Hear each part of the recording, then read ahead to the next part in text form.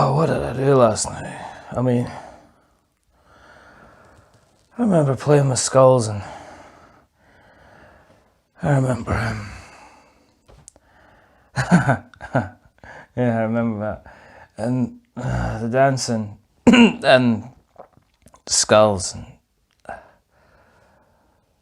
raising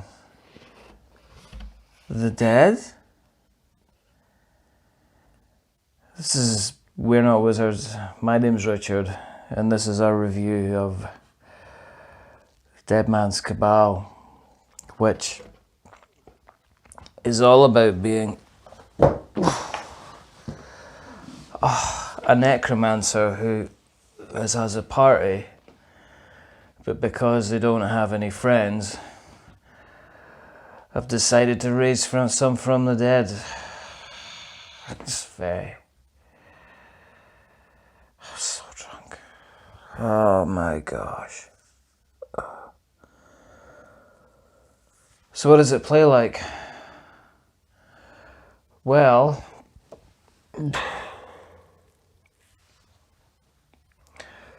I'll show you. But first, some coffee.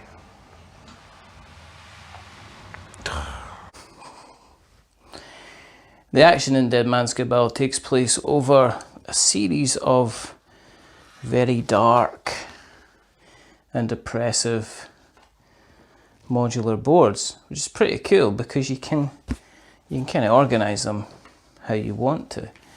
Let's talk about a little bit about the components before we get into the game. I've played a lot of games. I've not played many with as lovely skulls like these. You're playing with bones and skulls, depending on how you're actually playing the game itself. The idea is quite simple, is that what you're trying to do is you're trying to build up a number of skulls that you have so that you can go ahead and you can perform yourself like a ritual. And by performing the correct ritual, you can summon yourself a nice little party goer who's going to come in and he's going to join the party, give your necromancer some friends. The game itself is a very simple kind of decide which board you're going to be playing on in the game. But that itself is divided into two different sections, where that you have like a private action and a public action. And every round, one of the players in order will get a chance to play what we call a private action, where they will use this ossuary board, which essentially decides what the action's going to be for everybody else in the round. But you'll place one of your skulls at the end of the ossuary board, and that will move everything along and spit out one of the other skulls. It's essentially allowing you to build up your supply of skulls that you want. You can then use this colour of skull to play on one of the boards. Each of the boards has got its own little colour. So for instance, if you want to play on this board, you got to use a red skull. If you want to play on the scriptorium, you've got to use a white skull, and so on and so forth. The second action is a public action, and that is decided by what's happened in the ossuary. There's a row of 9 skulls here, and basically we're going to take the middle row, and whatever's got the majority of skulls, that's going to be the action that's going to happen. But interestingly enough, you can't have two the same public actions one after another. So it means that you can't go for a winning combination kind of every single time. As you go through the game, you're going to build yourself up some bones. And the idea is that as you go, you're eventually going to drag yourself on to the sanctum tile. The sanctum tile is quite clever, and it works on how you can go ahead and you can actually summon your guests to the party. So as an example, if we take this rather interesting chap here. If you look at the top here, you can see on the top left there's 2 white and 2 gold skulls. Now when I'm going to be performing a ritual, there's a couple of different ways. You've always got an option here. So I can perform 2 rituals by paying a bone, or I can perform 1 ritual and I get an extra bone. Now as you can see here, I've got 2 gold and I've got 2 white. Now what I've got to be able to do, is got to be able to draw a line between the skulls. It doesn't have to be in a particular order, as long as it includes the 2 white and the 2 gold. If I do that properly, what it allows me to do is it allows me to basically raise this person from the dead. And that's the kind of the idea. And that'll score you the points that you see on the top right hand side. But the other thing that comes into play is that we've also, on the bottom of the card, we've got these little kind of ritual pieces.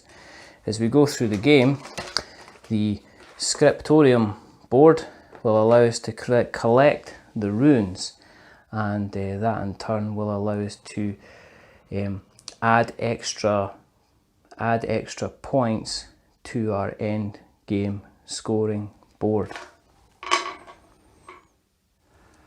With the idea on the end game scoring board being quite simply to make sure that you're placing cubes that you get from adding runes to the cards, and that will help with your increasing the number of points that you have at the kind of the end of the game.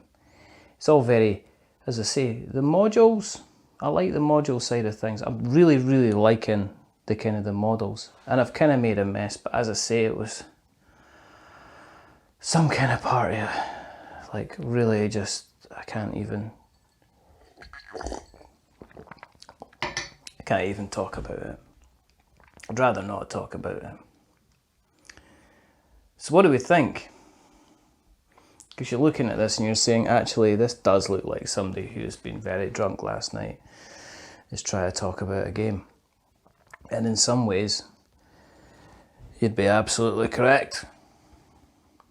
Oh. Really?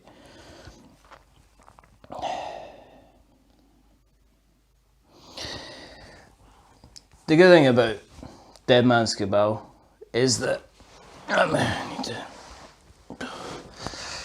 it's not that difficult to actually pick up and play.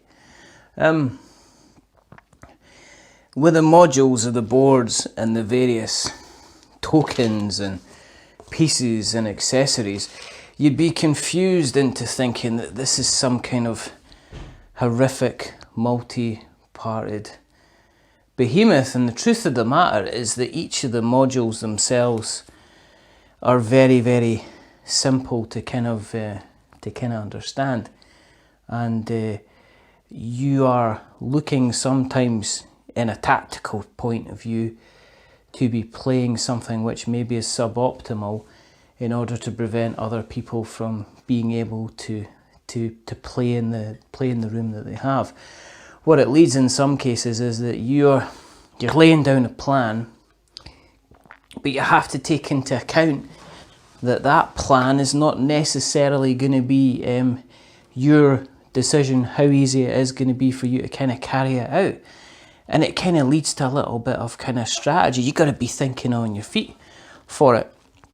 But there's something really kind of nice, and it's kind of gothic, but it's very gothic fun. The illustrations on the character cards are lovely, very striking. The line art on them is fantastic. I really kind of like it. It's not kind of complicated. It's not trying to be kind of horrible either. There's not some kind of horrific kind of bloodletting. This is just basically about a guy who wants to get some friends, and if it means they're going to be raising them from the dead, then that's the way that it's gone about it. Only a couple of issues that kind of came to mind. I think the only thing I kind of struggled with was the end of game scoring explanation. It had a little bit of a trickiness on that, is the end scoring could be explained a little bit better. The individual rules themselves are explained very well. Each of these cards effectively has its own section in the rule book, and it's quite simple for you to refer to that section when you're needing to play. It's not too taxing. It's very simple to learn. It has a presence on the table. I mean, a real presence on the table. Look at that bag. And it's bright, unusual colour. You know, lovely colours for the components as well. I kind of like it. I think it's good fun. It doesn't overstay its welcome. You can kind of get it played within about, you know, an hour, 20 minutes. It's very, very nicely presented. I would say if you're looking for something different, if you're wanting something which is a little bit resource managey, but it's a bit kind of left of field, then this is definitely worthwhile checking out. So this is Dead Man's Cabal, designed by Daniel Newman. It's Pandasaurus Games. It's available in retail at the moment. My name's Richard. That was the box falling over. This is We're Not Wizards. Like, subscribe, all the other things. Until the next time, stay safe, roll sixes, or skulls. Roll skulls. Make something awful. Bye for now.